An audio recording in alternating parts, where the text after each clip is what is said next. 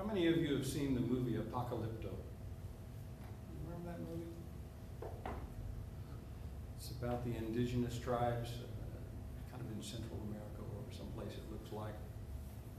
And it shows how angry and mean and cruel they were to one another. How one group would capture another and force them into bondage and then maybe use them for sacrifice. Cut open their chests and tear out their hearts. It's a story of this one young woman and her husband or man. And it's really something. At the very end of it, what happens is that as they are escaping from this other tribe, which is chasing them down, they suddenly come through a clearing and they're near the beach, and they look off in the distance and they see these white sails of these ships. And they know from that moment on that their lives are changed forever. The funny thing about it is that all this cruelty and all this war and violence that they were experiencing with one another was just a part of something that continued on from the people in the great white ships who landed. The same thing continues on and on. These great discoverers who come from another world in these ships that look like they're being powered by clouds. These big sails that were on the front of them. The odd thing about that is that from the point of view of Columbus and the other people who came as discoverers to this new world, to them it was a brand new world, and they thought they had discovered something that had not been ever discovered before. To the indigenous peoples who lived here, it wasn't a wilderness, it wasn't a scary place at all, it was their home.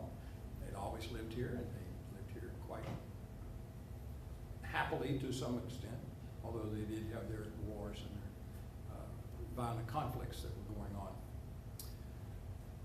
It makes you wonder, is this just the way of human beings? Do we just do this to one another? Are we just these animals that just constantly either either subjugated or dominate? Is that all we do? Is that just still taking place, maybe on a more modern scale, but is it still happening? And to a great extent, I think the answer is yeah, it's still going on. But the reason it's going on is about consciousness. You know, Robert Heinlein, the great science fiction writer, wrote in one of his books, a thing called The Trilogy. He speaks of this and he talks about it, and he says that in the future, finally, people will actually become human. That right now, he calls what we are humanimals. That we are still a little bit of each. And as I pointed out before, the great master teacher, Jesus, is like human 2.0. He's the extension of something that we all strive for, something that he could fully, he didn't aspire to it, he was it. He had gotten to that place of pure humanity, and he realized that there was something inside him. He discovered a world inside him that other people knew about as well. But he called it the kingdom of heaven, or the kingdom of God. They're kind of interchangeable. And he said it's within, and that if we go deep enough within, we can get to this place and discover who we really are. Years and years later, eons later, or at least hundreds of years later, one of the great Unity teachers, Eric Butterworth, wrote a book called Discover the Power Within You. Now, if any of you have read that book, then you know what I'm talking about when I say it's a real life changer. If you have not read the book, I recommend that you do this. It will absolutely change your life. If you're ready for it, if you're ready to be changed in that way. One of the wonderful things that he says in the book, Discover the Power Within You, is that we have within us the capacity to demonstrate a divine self.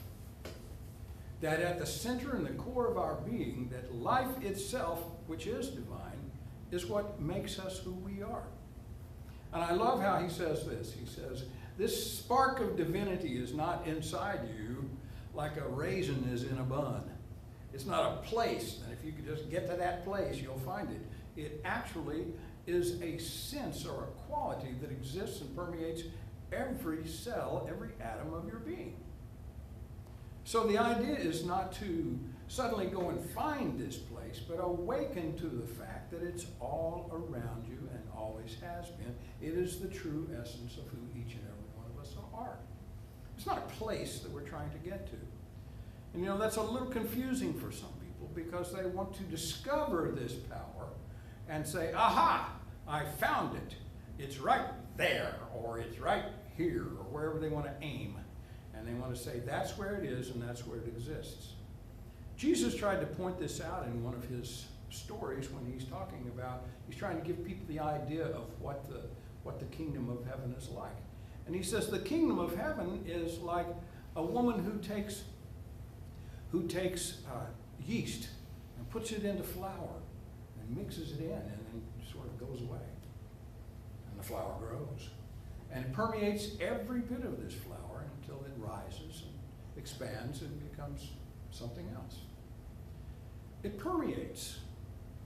So this woman idea, from a unity standpoint, would be a feeling within you. A feeling. That's how we represent femininity. We say it's a feeling, part of the feeling nature. Taking this yeast, this ability to grow and expand, and putting it into flour or bread or sustenance or the very framework of your life. Recognizing this framework and allowing this to grow.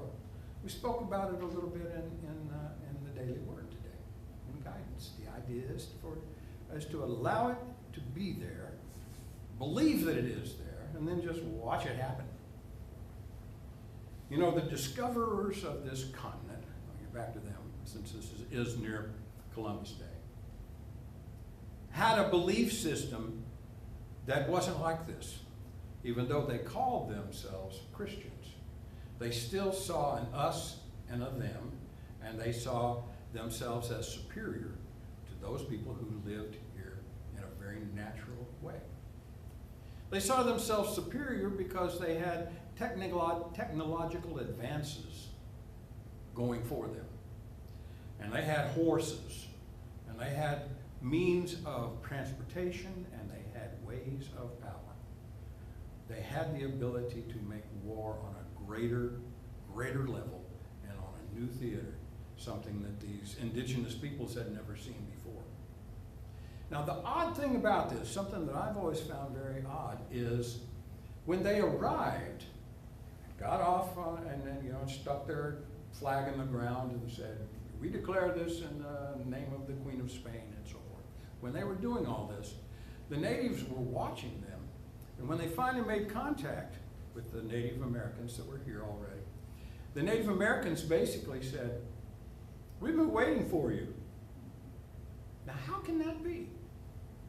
They had prophecies that men would come, actually they thought they were gods, that gods would come upon the sea in a leaf or a bark, piece of bark, which is basically what these ships look like to them, being propelled by clouds, which is what the sails look like, and they would land here and they would change life forever. Just like all the rest of us, that we all assume change life forever means things are going to get better. Don't we? That's what we think within ourselves. But people are just people. As long as we see ourselves as separate individuals and that there is an other out there, then we are not going to be in a frame of mind where we can immediately love one another and find this peace on earth that we all speak of. This let it begin with me is such an important thing for all of us to practice all the time. You know, we think that if we elect our leaders and we send them out and we tell them this is what we want you to do and so forth, that they'll do it. But golly, things get in the way. Money gets in the way. Power gets in the way. The illusions of life get in the way.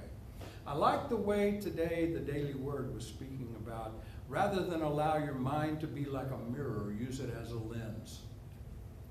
When we use it as a mirror, all we're doing is just reflecting out into the outer that which we hold in a fractured way on the inner. The idea is to be able to look within to the point where we are fully expressing. We are fully expressing that truth of our being. So there is a mission for each one of us. And that is to be the great discoverer of yourself. Be the discoverer of yourself. Find out who you truly are, and just as the Daily Word says, you can't find who you truly are if you're constantly boomeranging off of this mirror and seeing only a reflection of that which you've already seen before. How is it the Texans say it? Keep on doing what you've always done, and you keep on getting what you've always got. That's so true. That's what this reflective sense of using the mind is about. But rather than using it as a reflection, we need to see it in a clearer, better way. We need to be able to see and go deeper and beyond. And that is the mission of every true discoverer of the power within. To go beyond that which you've always seen before and that which you've always believed before. To put all that aside. Now, you know, it's been said that the great discoverers who came from Europe and came and changed the world, that they were looking for and going beyond a way of looking at life that had always been before. The earth is flat, and if you go too far, you'll fall off the edge, and that sort of thing. And some had already decided, no, it's got to be round, because we see ships go out on the sea and they disappear. They're going over a curve. And some say, well, it's slightly curved, but you still fall off. Well, because my brother went out there and he never came back, so he must have fallen off the edge of the earth.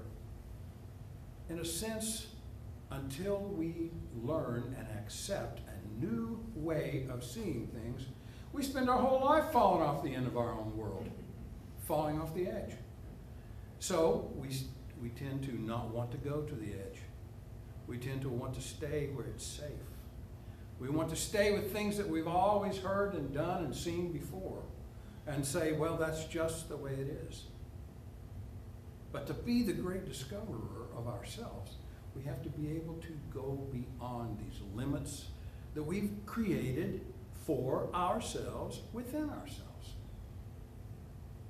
So my advice or my talk today is based on the idea that there is a greater self within each and every one of us.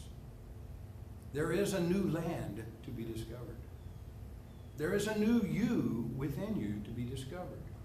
By you, only you can discover this. And when we do discover it, life changes forever. Now, decide for yourselves. Decide for yourselves. Do you want to stay in this realm of mind thought that sees an other? Or do you want to get past that to where you see a oneness, not only out there, but within here? Once you can see it within here, then you can believe it's possible out here. Until that happens, we stay. We stay in our old home with our old ways. Nothing changes for anyone or anything. And generations pass, and generations pass, and generations pass. But when we finally get to the place where we're willing to make that journey, the native, natural self who we really are greets us and says, we've been waiting for you. We knew you were coming. We knew you were out there, just waiting for you to return.